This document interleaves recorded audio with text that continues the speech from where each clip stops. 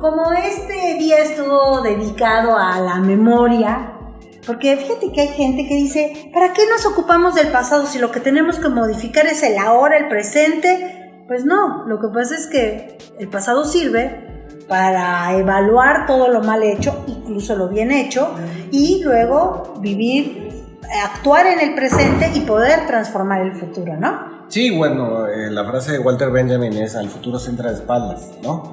Que es, como el futuro no es nada, realmente, tienes que entrar de espaldas para ver el pasado y ver qué rescatas y cómo lo rescatas. Él decía, Walter Benjamin decía que en una victoria política, lo que había que recordar sobre todo eran las derrotas del pasado, ¿no? Porque esas son las que dan sustancia a lo que va a venir. Y si te olvidas de ellos, si nos olvidáramos del 68, de los médicos, de los ferrocarrileros, de la huelga del CEU, de la democratización del DF, etcétera, no podríamos entrar a la cuarta transformación. No se puede, ¿no? Así es.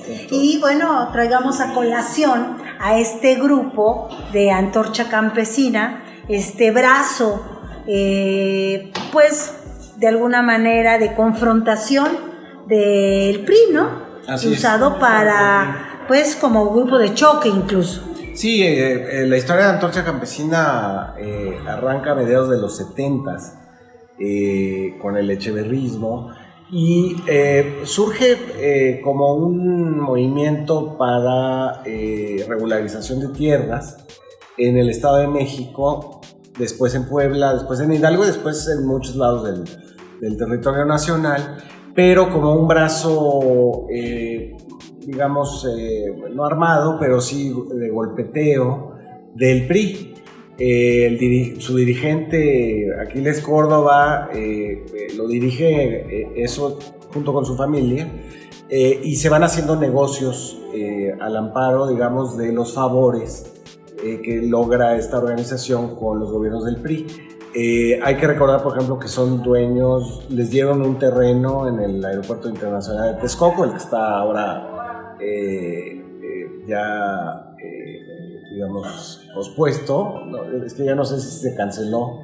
Nosotros decidimos que se cancelara, pero un juez dice que no. Fíjate que hoy en el programa, y que lo mismo preguntaba una a Barloamiga, que decía que si estos amparos, si hay todavía amparos ahí contra el Naim para que el Naim pues siga la estructura y no se haga este lago. Sí hay amparos, pero no hay nada definitivo. Hay en total 4 amparos. Pero Ramón López Castro, el abogado, hoy dio una explicación muy interesante sobre ese tema. Así es que todavía hay mucho que esperar. Lo que esperaríamos es que lo atraiga la Suprema Corte de Justicia para que ya no haya más amparos y en definitiva resuelva. Y se haga el lago en este terreno. Bueno, les dieron terrenos de esos a Antorcha Campesina. Antorcha Campesina también es beneficiaria, por ejemplo, en Tamaulipas, de gasolineras y de camiones de transporte de gasolina, es decir, de pipas. Y evidentemente cuando salió lo del huachicoleo, pues salieron los nombres de algunos priistas, como el alcalde de Reynosa, por ejemplo, que había entregado concesiones a Antorcha Campesina, y este es ese grupo al que nos referimos ahora. En el tiempo en que Cuauhtémoc Cárdenas fue alcalde de la Ciudad de México, se pusieron permanentemente afuera del edificio del ayuntamiento los de Antorcha Campesina con un sonido muy estridente, para que les dieran, ¿no? Tierras en otros lados de la Ciudad de México, unos terrenos para construir unos departamentos, y entonces fueron realmente un dolor de cabeza porque no había manera de violentar su derecho a la expresión, pero todo el mundo sabía que era una extorsión para conseguir eso. Entonces es lo que están haciendo en este momento frente al Palacio Nacional, donde están protestando porque supuestamente no se les entregan las becas Benito Juárez. Exacto, entonces ellos, claro, quieren justo contra lo que ha estado el gobierno de López Obrador, que es entregar a intermediarios los programas sociales, y más bien entregarlos directamente. ellos son, digamos, uno de los principales afectados, ¿no? Claro. Grupos como Antorcha Campesina han vivido, su burocracia ha vivido de administrar la pobreza de sus agremiados y la riqueza de sus familiares. ¿Te acuerdas cómo se llama el dirigente? Aquiles Córdoba Morán. Córdoba Morán. Él también tiene, digamos, un método, bueno, tiene muchas cosas, tiene hasta un libro de política exterior. Tiene una visión mundial de Antorcha Campesina. O sea, quiere que llegue a París. Sí. O que llegue a Nueva Zelanda. Es una especie de Kim Il-jong frustrado, pero priista. Y entonces, y tiene libros sobre pedagogía y tiene, en fin. Pero uno de sus métodos más, yo creo que certeros ha sido de cuando construyen una unidad habitacional Antorcha Campesina, a los dirigentes les da los departamentos con piso y agua potable, y a los que no se han ganado el lugar les da casas de chapopote y de tierra, con piso de tierra, para que aspiren a ser dirigentes de Antorcha Campesina y así tener un lugar con agua potable y baños, ¿no? No, bueno, qué bondadoso, ¿no? Sí, no, es toda una reformulación de la utopía priista. Oye, pero entonces, para concluir a Barlovento Informa de este jueves, yo creo que hay mucha gente que le deberíamos de traer a la memoria. A este señor Aquiles, por ejemplo, de Córdoba. Hace rato hablabas de Isabel Miranda de Wallace, hablábamos de ella. Hay que hablar de Romero de Champs. Así es, por ejemplo, ya se nos olvidó que anda ahí haciendo tropelías.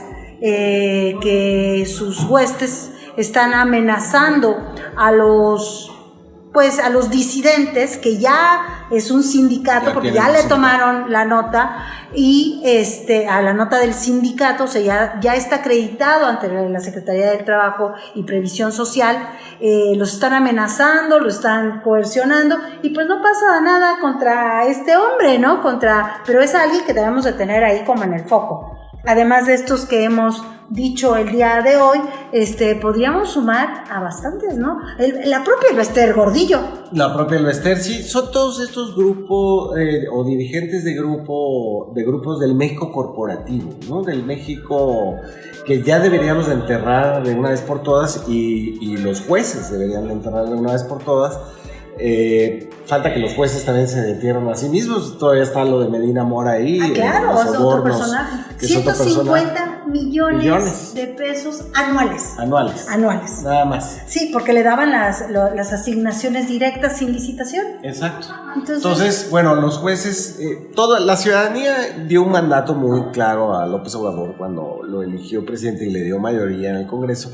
Y es precisamente terminar con el México corporativo, el México que vive de los favores y no del mérito, que vive de la corrupción y no del trabajo honesto. Eso es a lo que se tiene que abocar todo la estructura del Estado mexicano. Pero pareciera que que es mucho trabajo y que no va a ser fácil.